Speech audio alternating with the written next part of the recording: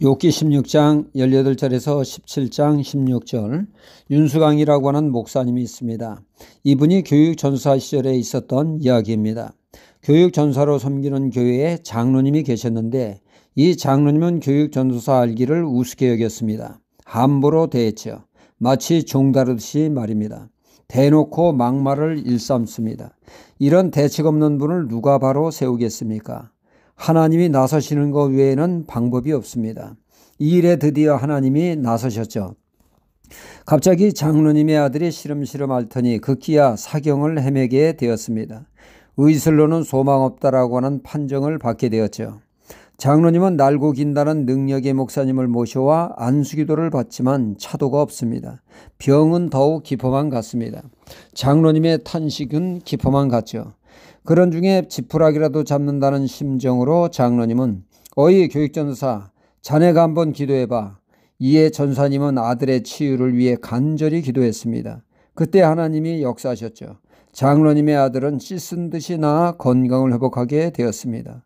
이 일 후 장로님은 180도 변하여 교육전사님을 하나님의 종으로 인정하고 깎듯이 대했다고 합니다. 이렇듯 하나님이 역사하지 않으면 대책이 없는 일들이 우리들의 삶 가운데 벌어지죠.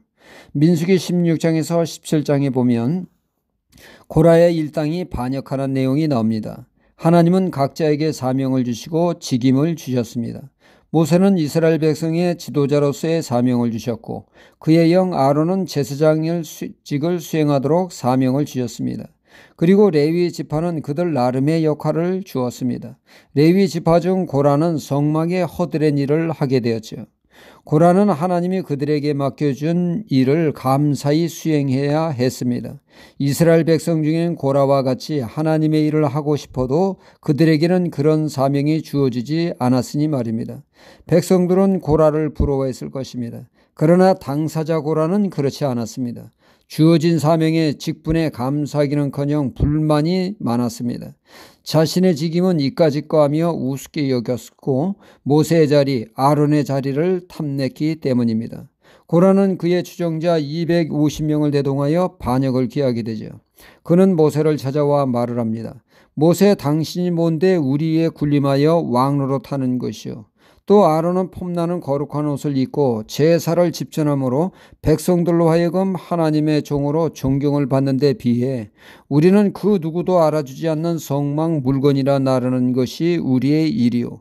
이건 너무 불공평한 처사가 아니요. 우리도 영광 좀 받아봅시다. 인정과 존경 좀 받아야겠습니다. 이에 모세는 우리가 하고 싶어 하는 것 아니요 하나님이 맡겨주신 사명이라고 그들을 설득하지만 그들은 막무가내였습니다. 말로도 그 어떤 설득으로도 통하지 않으니 하나님이 나서시지 않으면 해결할 수 없을 때 하나님이 나서셨던 것입니다. 모세와 아론은 하나님이 세운 자요 이에 불응하여 반역하는 자, 지진이 발생하여 고라와 그의 추종자들이 절제 생매장당하는 끔찍한 일이 벌어졌습니다. 이어 하나님은 각 지도자에게 지팡이를 가져오라 하였고 그 지팡이 중에 유독 아론의 지팡이에만 싹이 나게 하심으로 더 이상 반역하지 못하도록 하나님이 나서심으로 반역이 진압되었던 것입니다. 이렇듯 욥과 욥의 친구들의 변론도 끝이 보이지 않습니다. 끝없이 그 설전이 이어지고 있죠. 욥의 친구들은 욥을 죄인으로 몰아가고 욥의 죄로 인해 이런 불상사가 일어났다고 말합니다. 이에 욥은 억울하다고 호소를 하고 여기서 욥의 친구들의 그릇된 변론을 잠재울 수 있는 길은 오직 하나, 하나님이 나서셔야 끝이 날 일이죠. 그래서 욥은 19절에 나의 증인이 하늘에 계시다고 말을 하고 있습니다. 나의 결백을 증명해 주실 분은 오직 하나님뿐이라고 말이죠. 욥기서 42장에 보면 하나님이 나서심으로 욥의 친구들의 독설이 멈추게 되어집니다. 하나님이 시시비비를 가려줌으로 말입니다. 욥기서 42장 7절에 여호와께서 욥에게 이 말씀하시는 후에 대만 사람 엘리바스에게 이르시되 내가 너와 내 두 친구에게 노하나니 이는 너희가 나를 가리켜 말한 것이 내 종 욥의 말같이 정당하지 못함이니라. 하나님이 나서심으로 그들은 비로소 말을 멈추게 되었습니다. 우리가 억울하고 답답한 일을 당할 때 그 어떤 말도 받아들이지 않는 억울한 때에 하나님을 바라보며 그분을 의탁하는 자세를 가져야 되겠습니다.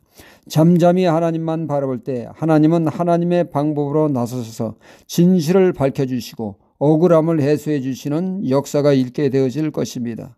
그러므로 잠잠히 참고 하나님의 역사를 바라볼 때 하나님은 하나님의 때에 역사하실 줄 믿습니다. 할렐루야.